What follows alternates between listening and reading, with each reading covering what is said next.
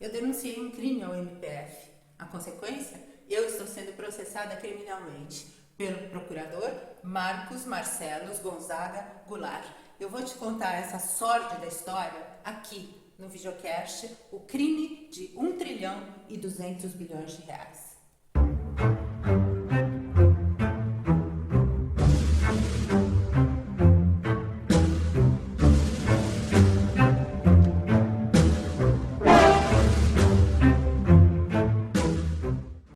O RenovaBio é um crime de 1 trilhão e 200 bilhões de reais. Mas para que você possa entender como que alguém tem audácia de propor algo dessa magnitude, eu preciso te falar um pouquinho do DNA do usineiro brasileiro. Aquele coronel de raiz, aquela coisa dentro, atávica, que me lembra muito a Revolução dos Bichos, de George Orwell, onde todos os animais são iguais, mas alguns animais são mais iguais que outros. É exatamente o mesmo princípio que move a psicopatia que caracteriza, no meu entender, quem se beneficia de trabalho escravo. Você precisa ser um invertebrado, você precisa ser um ser abjeto para se beneficiar de trabalho escravo. E o que não falta nesse país é trabalho escravo, né? Se você quiser saber em detalhes as condenações de usinas de açúcar por emprego de trabalho escravo, no meu livro tem tudo a respeito. Gerenciamento de risco no mercado verde está disponível no site do Amazon, mas você não precisa comprar o livro.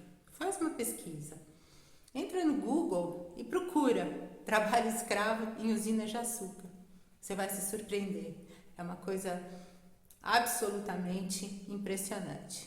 Então, se você, dentro do contexto, se você não tem problemas em empregar mão de obra escrava, você não tem problemas com envenenamento de crianças indígenas, você não tem problema com poluição de corpos d'água, de solo, de ar, você simplesmente não tem problemas.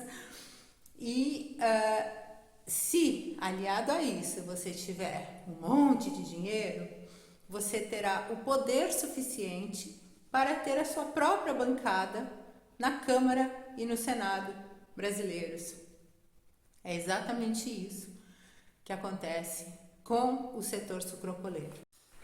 Mas aí você me pergunta, mas existe uma legislação no Brasil que pune quem se beneficia de trabalho escravo? É verdade, existe. Mas existe um ditado em italiano que diz fatta la legge trovato l'ingegno. Crie a lei que a gente cria o bypass da lei. E é o que acontece aqui. Vamos supor que você é uma usina de açúcar, uma fazenda, pega pelo Ministério Público do Trabalho em flagrante com trabalhadores escravos. O que você faz? Você assina um termo de ajuste de conduta. Então você diz, tem 237 pessoas aqui que estão vivendo nessas condições absolutamente abomináveis, mas eu prometo para vocês que eu não vou mais fazer isso.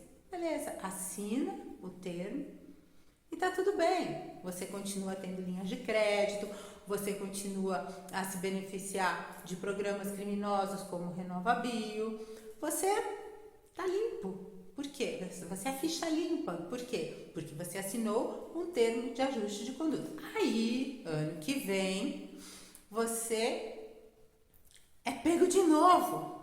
Vai dar azar, né? Mas você é pego de novo. O que você faz? Você assina mais um termo de ajuste de conduta. Aonde você promete que, agora são 512 pessoas que estão ali vivendo em condições de escravidão.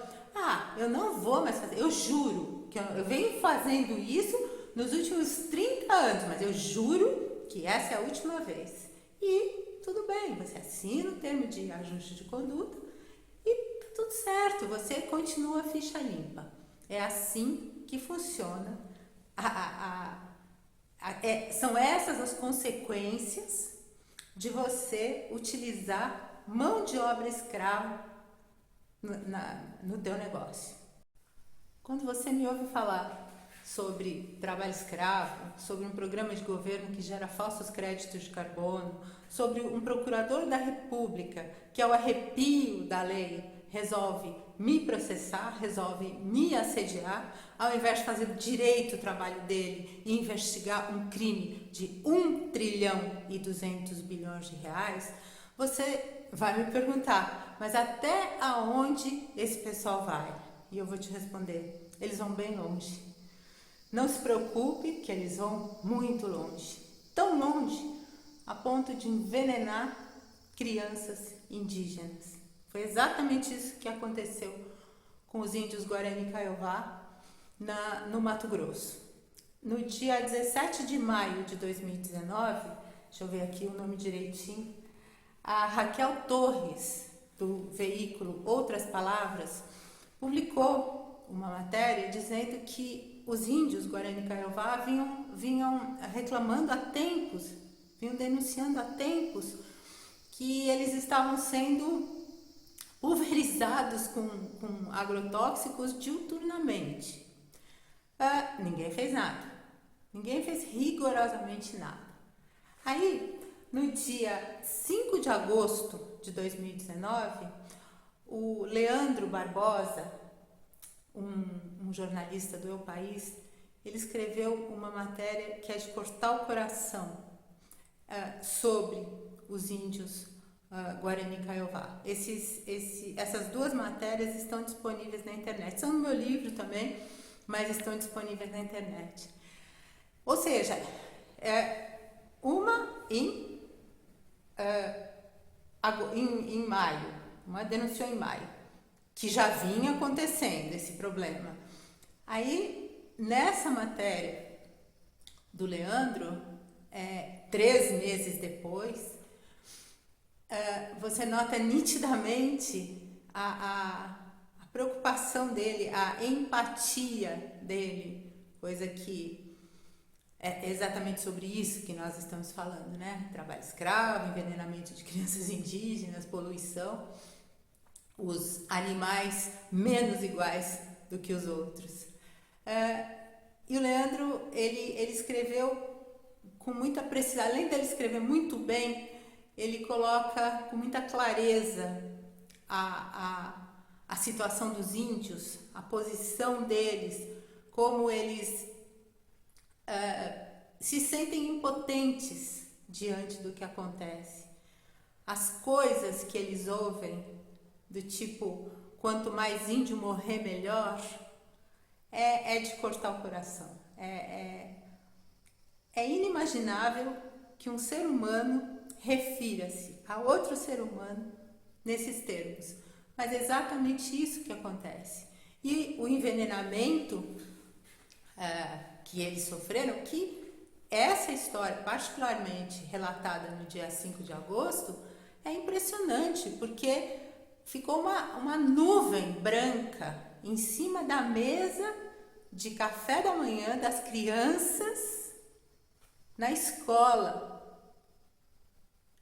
Quer dizer, até onde nós vamos? É absolutamente impressionante isso. E não para aí, não para aí. No próximo capítulo, nós vamos falar sobre greenwashing. Como nós somos diuturnamente enganados no sentido de que o etanol é verde, de que a Raízen é a maior produtora do planeta de combustível verde.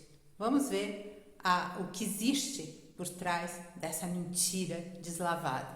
E nós vamos ver isso com fatos. Até lá!